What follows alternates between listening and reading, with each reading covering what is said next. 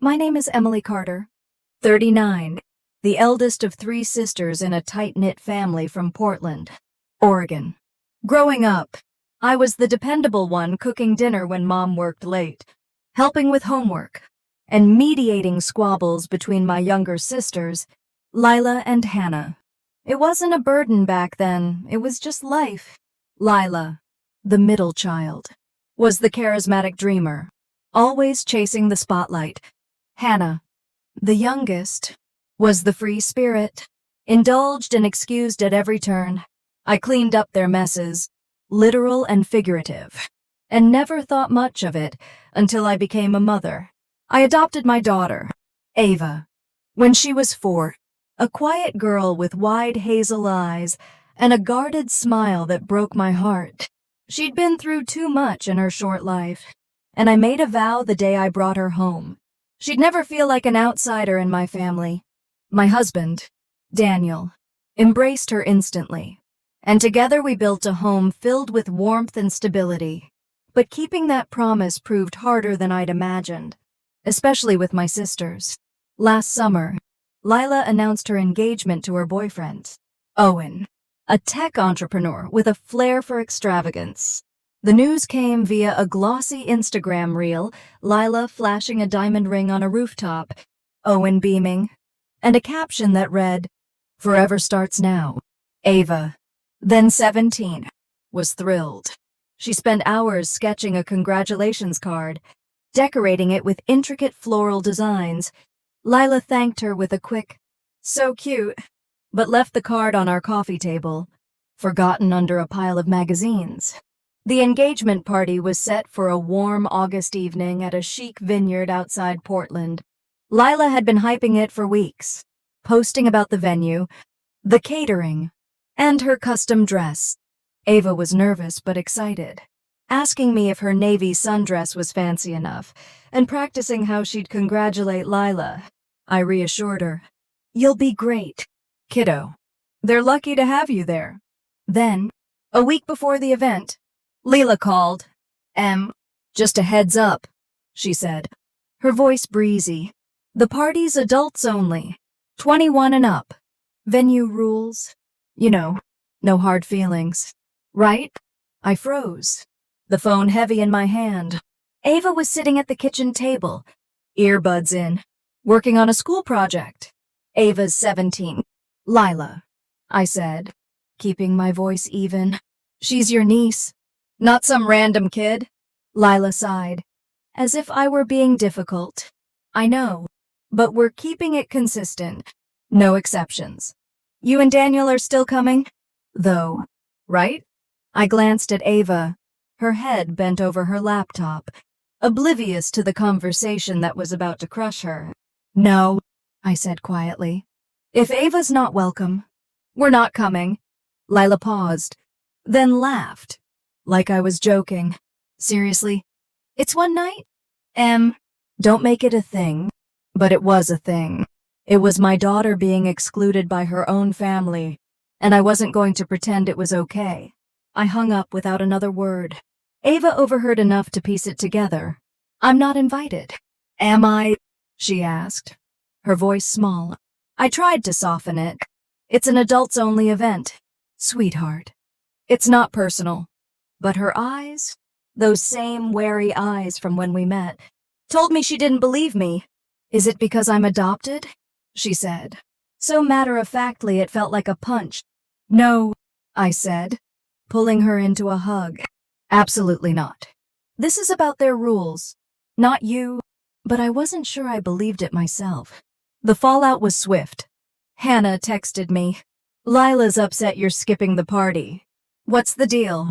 Mom called, her tone a mix of concern and reproach. "Emily, it's just a venue policy.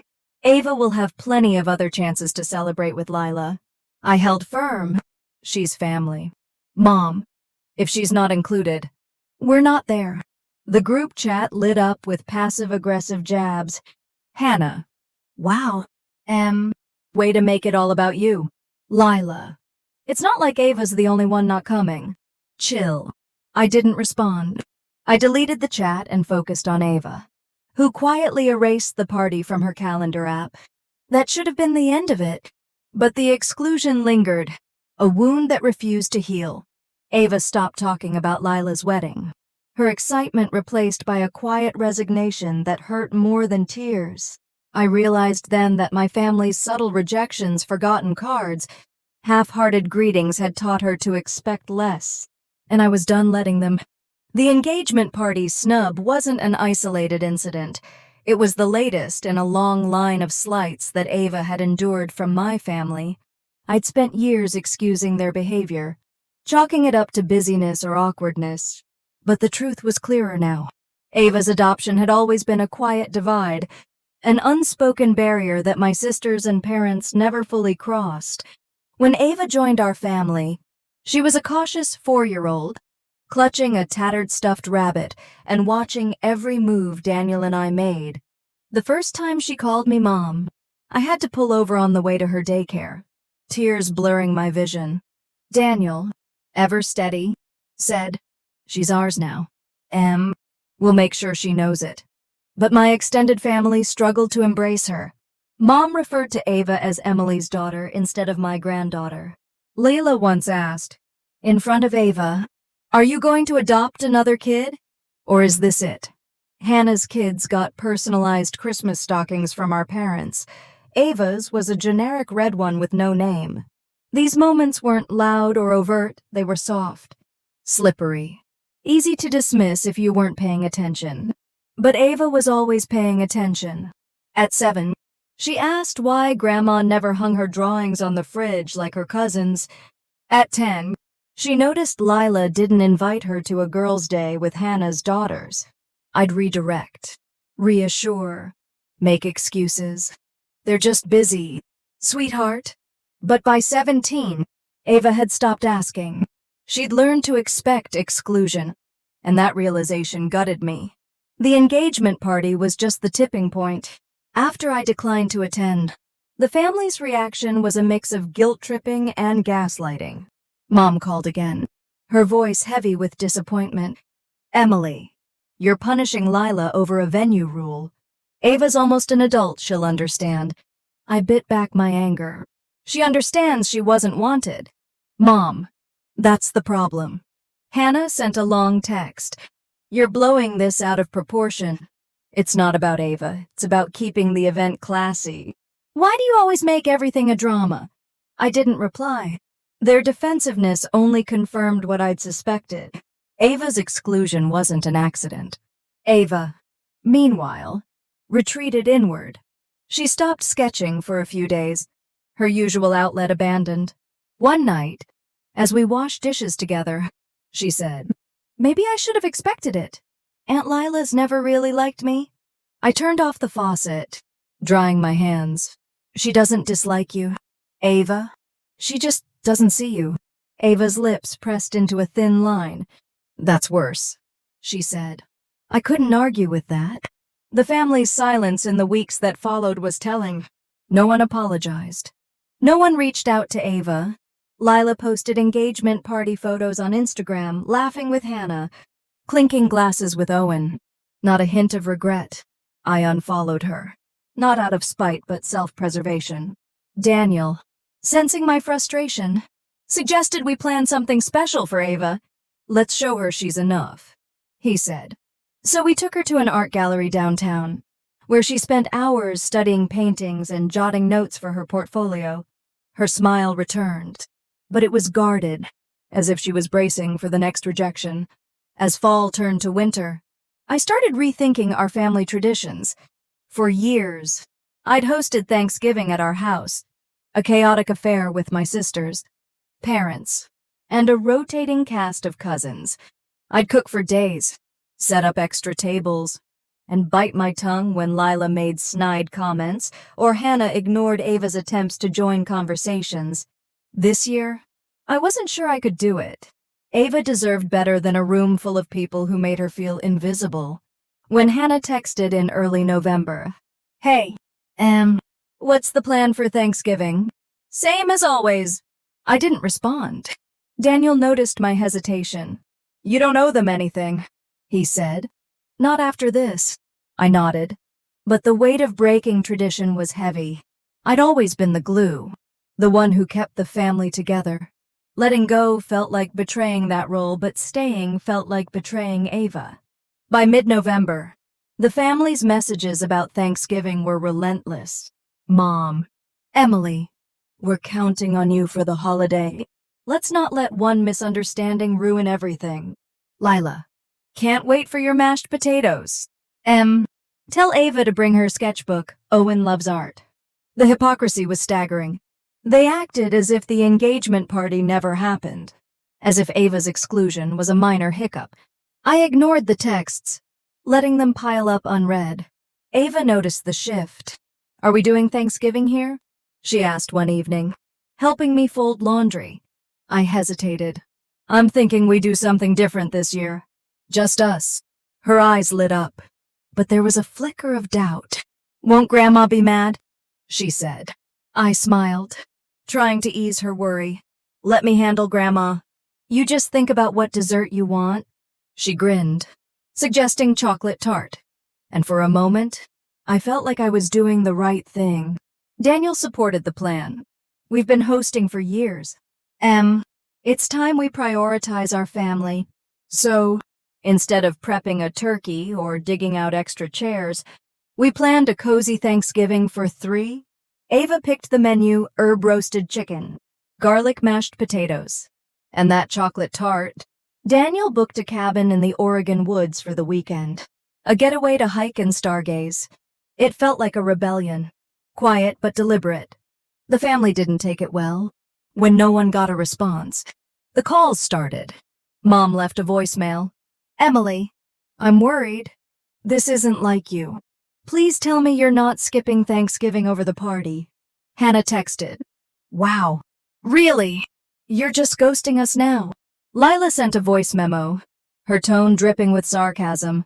Guess we'll have to eat canned cranberry sauce without you. Hope Ava's happy. I deleted it without listening to the end. Thanksgiving was everything I'd hoped.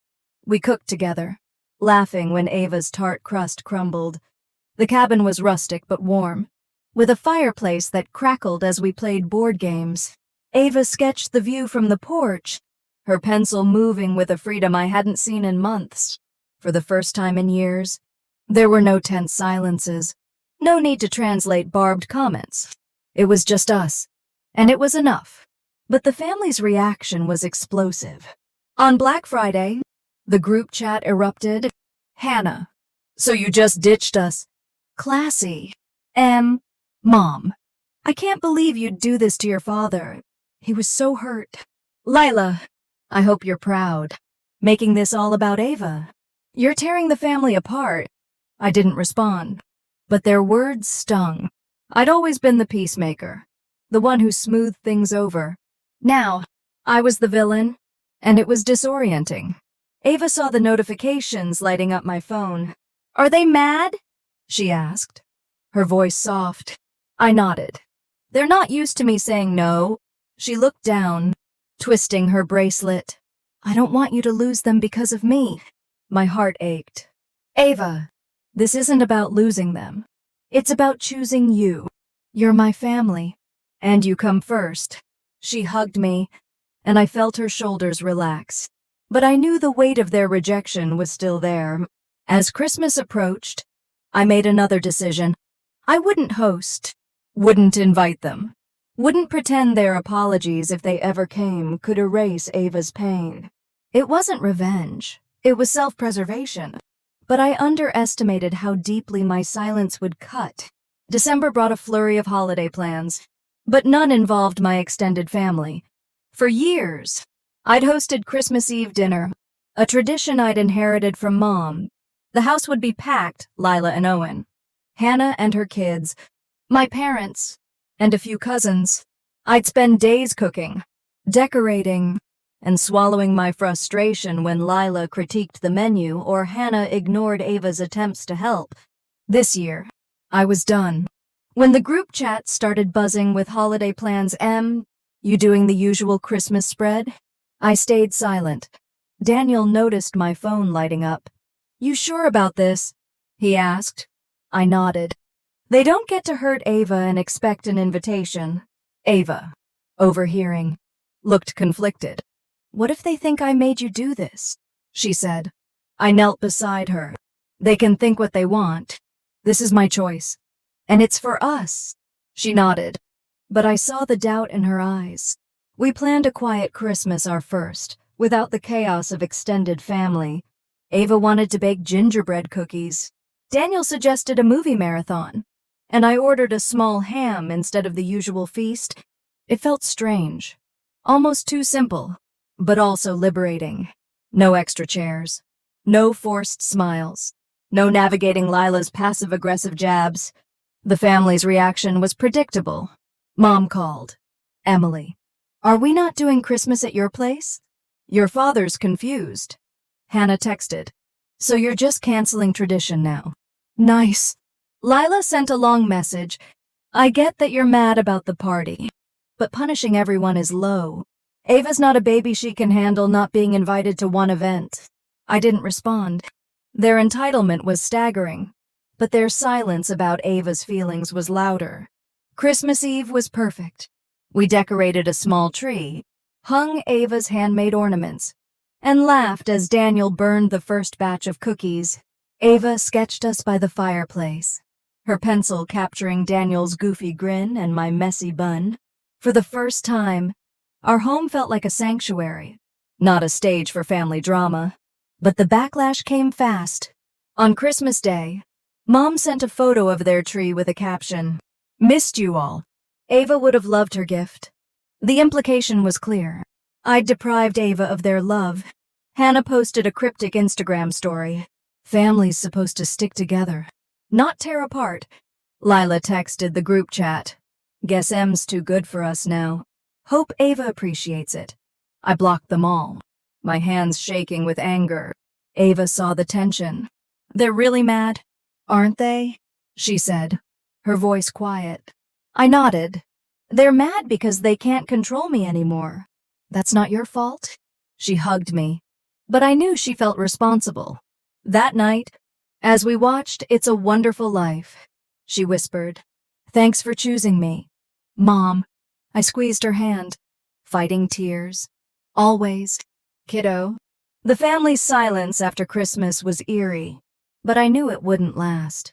They'd come back, not with apologies, but with guilt and manipulation. And I was ready. January 2025 arrived with a biting chill in Portland, the kind that seeped into your bones and made every step feel heavier.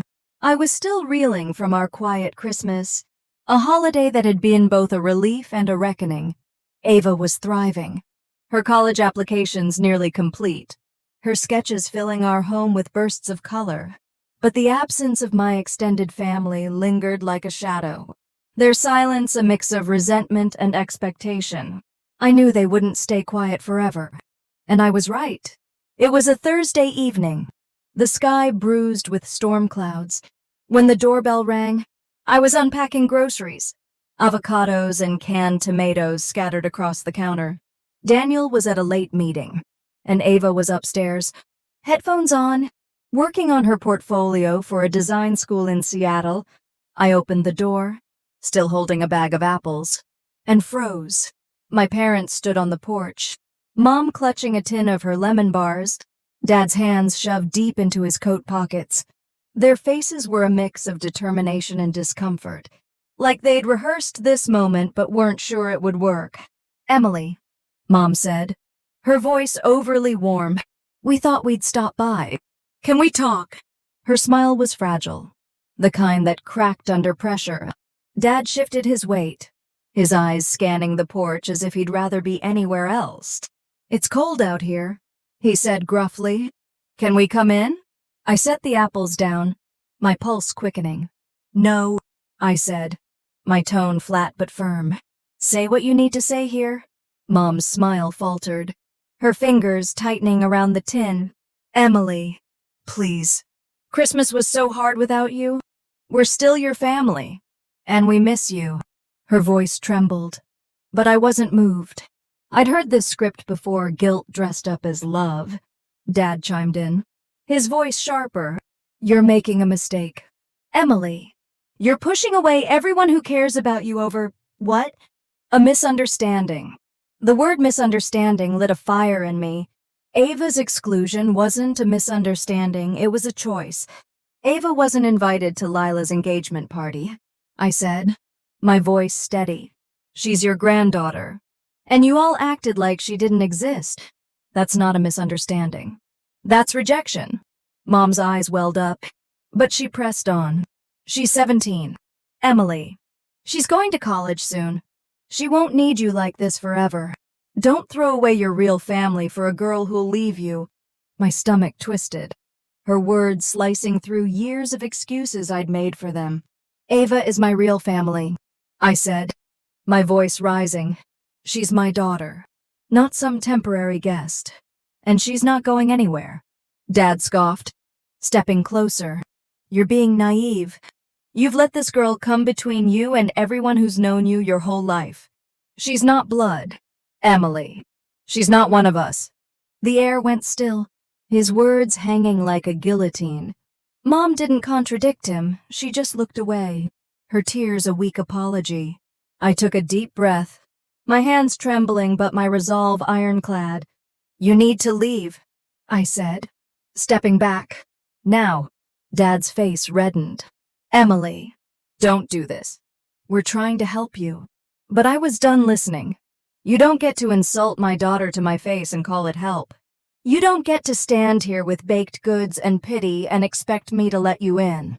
Get off my porch. Mom's sobs broke free, loud and theatrical. You'll regret this, she said, her voice cracking.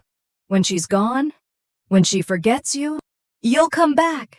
Our door will always be open. I didn't respond.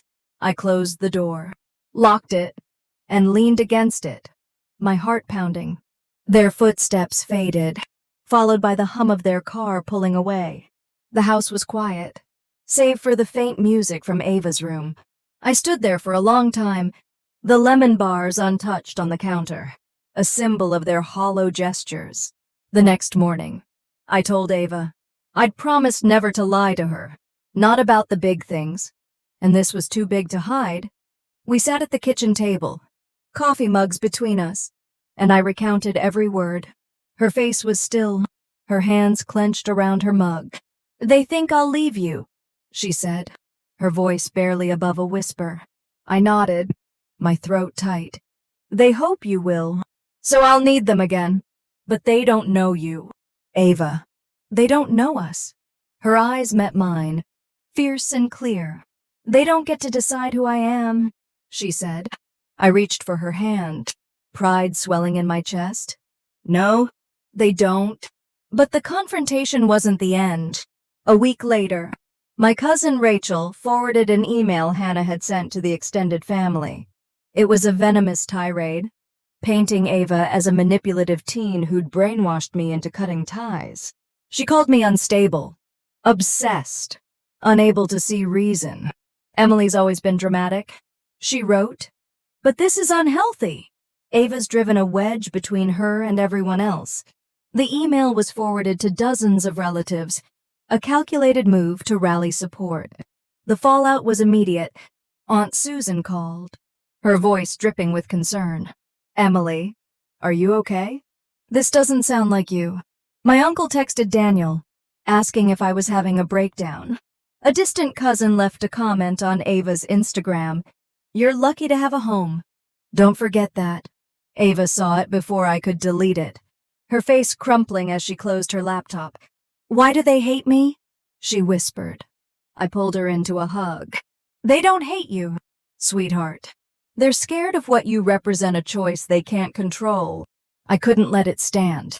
Their lies were poisoning Ava's confidence, her sense of belonging. I spent a weekend compiling evident screenshots of ignored texts, photos of Ava's forgotten gifts, records of every exclusion. I wrote a letter, not emotional but factual, laying out the truth. The engagement party snub, the half-hearted holiday gestures, the years of subtle rejection. I sent it to the extended family with the subject line, "The truth about Ava." I didn't ask for sides or apologies. I just wanted Ava to know I'd fought for her. The responses were mixed. Some cousins apologized, admitting they hadn't seen the pattern. Others stayed silent, likely siding with Hannah. It didn't matter. I'd done it for Ava, so she'd never doubt her worth again. The dossier I sent to the extended family was a line in the sand, a declaration that I wouldn't let their lies define Ava's story. The aftermath was a quiet unraveling. Some relatives reached out, their messages tentative but sincere. My cousin Rachel, who'd forwarded Hannah's email, called to apologize. "I didn't realize how bad it was," she said. "I should have spoken up sooner." A few others sent texts, acknowledging their complicity in the family's silence. But the core players, Mom, Dad, Lila, and Hannah doubled down. Hannah sent a scathing text. "You're pathetic. Emily, airing family drama like that. You're just proving my point." Lila posted a vague Instagram story. Some people would rather burn bridges than build them. Mom's response was the most painful, a handwritten letter slipped into our mailbox. No return address. "We're still your family. Emily." She wrote, "Don't let Ava take that away. We'll always love you, even if you can't see it now." I read it once, then burned it in this fireplace, watching the paper curl into ash.